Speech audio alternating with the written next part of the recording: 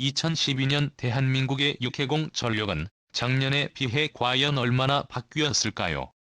안녕하세요. 재직 스토리입니다. 이번에는 지난 한국과 북한의 군사력 비교 영상에 이어 1년간 새롭게 달라진 대한민국의 군사력도 살펴보려고 하는데요. 저 멀리서는 러시아와 우크라이나의 전쟁이 한창이고 북에서는 끊임없는 도발이 이루어지고 있는 가운데 우리나라는 1년 동안 어떤 것들이 바뀌었는지 자세히 알아보겠습니다. 가장 먼저 비군사적인 면모를 비롯한 종합적인 수치부터 살펴보겠습니다. 종합군사력 순위 2021 6위 2022 6위 인구수 2021 5163만 24만 73명 2020 5163만 8089명 전쟁 사용 인구수 2021 2125만 명 2022 2120만 명 국방비 2021 502조 9174억 원 22 54조 612억 원 해상 수송선 2021 18만 80척 2022 1903척 항공 및 2020 1. 한계 2020 변동 없음 요 생산량 2021 하루 3,603배럴 2020 하루 230배럴 석유 저장량 2020 1억 4만 1,600만 배럴 2022 1억 4 690만 배럴 석유 소비량 2021 하루 280만 배럴 2022 하루 258만 4천 배럴 국가 총구매력 2021 22조 원 2022 2006 16조 원 가장 먼저 세계 군사력 순위를 발표하는 GFP에서 한국은 6위라는 높은 순위를 유지하고 있는데요. 물론 핵무기와 같은 비대칭 전력을 제외한 재래식 전력을 기준으로 한 데이터지만 세계의 강력한 국가들 사이에서 당당하게 6위를 차지하고 있는 것은 강력한 안보를 잘 구축하고 있다는 증거죠. 하지만 우리나라에서 겪고 있는 가장 큰 문제 역시 데이터상으로 드러났습니다. 낮은 출산율로 인한 인구수 변화가 일어나며 국가 총인구수는 소폭 향상되었지만 전쟁 가용 인구 수는 줄어들었습니다. 보통 인구수가 적게나마 성장하는 것이 일반적인데요. 인구수가 성장해야 내수시장의 규모도 커지고 노동시장도 안정적으로 유지될 수 있으며 국방 인력난도 발생하지 않습니다. 우리나라는 사망인구가 줄어 인구수 자체는 유지되고 있지만 청년 인구는 계속해서 줄어들고 있습니다. 이런 현상은 장기적으로 보았을 때 경제부터 안보까지 치명적인 악영향을 미치겠죠. 그 외에 국방비와 경제 수준은 상승했지만 동해에서 최고라고 있던 이유 중으로 잠시 중단될 예정이기 때문에 석유 생산량의 평균값은 낮아졌습니다. 석유 저장량을 살펴보면 다른 강대국만큼 아주 풍족한 수준은 아닙니다. 우리나라의 특성상 자원이 매우 적고 거의 섬에 가까운 반도국가라는 점을 생각해보면 나쁘지 않은 수준이죠. 인구수에서 이슈가 발생한 것을 제외하면 무난한 성장을 이어가고 있는 모습이 확인됩니다. 다음은 병력 규모를 살펴보겠습니다. 병력 규모 2021 60만 명 2022 55만 5천 명 예비군이 1020만 2705만 명 2022 270만 명 시각각 병력이 변화되고 있는 시점이기에 정확한 2021년에 병력 규모를 측정할 수는 없었습니다. 하지만 인구수가 점차 감소하며 군복무 대상자 또한 급격하게 줄고 있어 군의 규모는 축소되고 있는데요. 규모가 줄어드는 만큼 군의 현대화 역시 함께 이루어지고 있긴 하지만 군대를 제대로 운영하기 위해선 어느 정도 규모는 꼭 유지해야 합니다.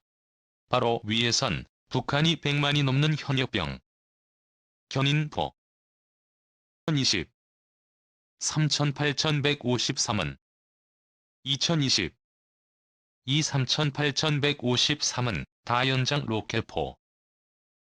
573은 2020.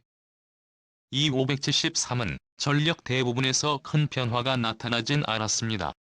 다만 전차와 장갑차의 수가 조금 변했는데요. 현재 쿠웨이트 전차가 지속적으로 양산되어 배치되는 중이기 때문에 전차의 수가 소폭 상승했습니다. 지금까지 케이트 흑표 전차의 3차 양산이 마무리되었는데 이후 4차 양산도 진행한다고 하니 질적으로 우수한 장비들이 많아지고 있죠. 이런 식으로 우리 손으로 만든 뛰어난 전차의 배치가 지속적으로 이루어진다면 우리나라가 한참을 굴려먹던 M48 개량형 M48AK와 같은 전차들이 점차 퇴역 절차를 밟을 수 있을 것으로 보입니다. 장갑차가 약간 줄어든 것은 M113이나 BMP3와 같은 후장비들이 소수 퇴역한 것으로 추정됩니다. 다음으로 항공장비를 살펴보도록 하겠습니다.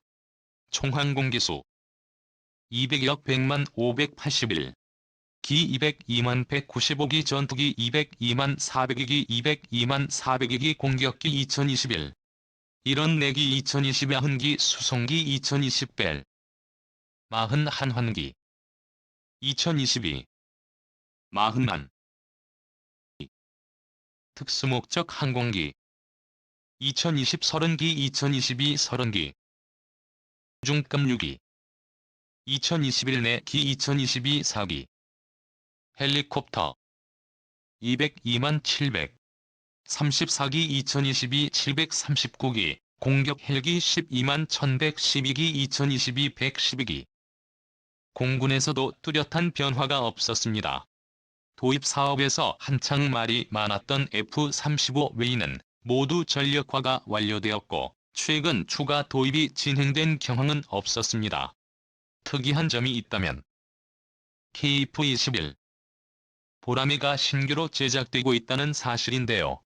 다만 아직은 시제기 수준이고 전력화가 진행될 수준이 아니기 때문에 조금 시간을 두고 지켜봐야 합니다.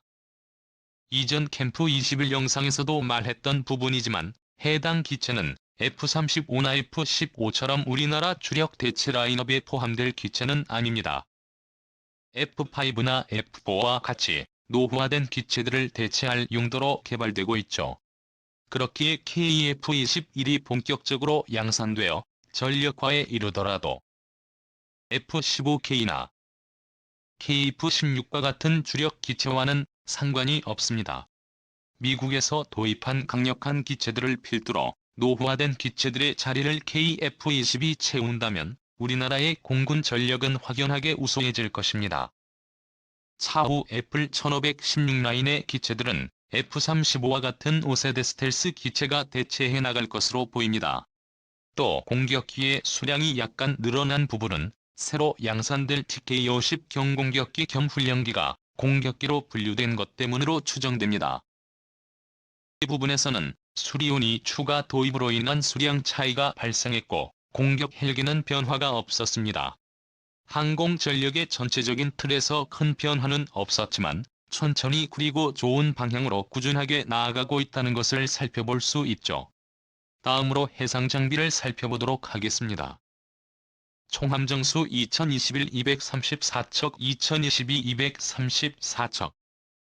한국 2021이 14만 2천톤, 2022 24만 2천톤 헬기 항모 121척, 2022 2척 구축함 2021 12척 2022 12척 오염 2021 12척 2022 18 2021 12척 2022 함적 잠수함이 1021 22척 2022 12척 소해함 121 11척 2022 10척 육상과 항공 장비에서 큰 변화는 없었지만 2021년은 해군의 해라고 봐도 무방할 정도로 많은 전력들이 추가되고 바뀌었습니다.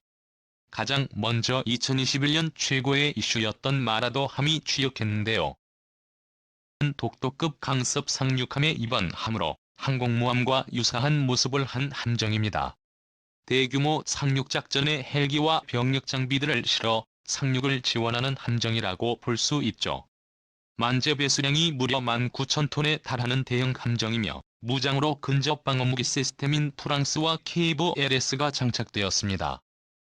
함재기로는 마리논이나 슈퍼링스 같은 해상작전 헬기가 탑재됩니다. 마라도함은 독도급과 함께 우리나라의 든든한 해군 전력으로 자리 잡았죠. 해군의 변화는 이뿐만이 아닙니다. 한동안 호위함들도 줄줄이 취역했는데요. 유도탄 장착 호위함인 동해, 서울, 경남함 등이 등장했습니다. 여기서 그치지 않고 대전 포항함도 진수되어 완성되었으며 2010년에 피격되었던 천안함 역시 새롭게 부활했습니다. 잠수함의 총수량은 차이가 없었지만 도산 안창호함이라는 XLBM 능력이 탑재된 최신 잠수함이 취역했는데요. 현재 해군으로 인도된 상태이고